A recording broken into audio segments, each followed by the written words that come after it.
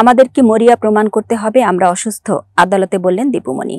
বর্তমানে কার্যক্রম নিষিদ্ধ আওয়ামী লীগের নেতা ও সাবেক মন্ত্রী দীপুমণি আজ সোমবার সকাল 10:30টার দিকে ঢাকার চিফ মেট্রোপলিটন ম্যাজিস্ট্রেট CMM আদালতের হাজতখানা থেকে আদালতে যান।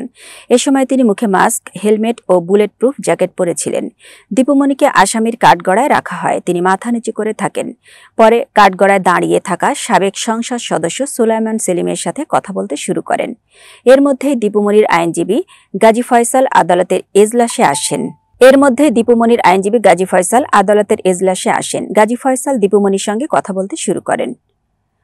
সকাল 10:35 দিকে বিচারক এজলাসে আসেন।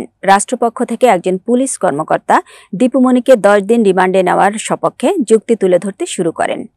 পরে ঢাকার মহানগর দায়রা জজ আদালতের প্রধান public prosecutor PP Omar Faruk Faruki ও দীপুমণিকে রিমান্ডে নেওয়ার সাপেক্ষে কথা বলতে শুরু করেন।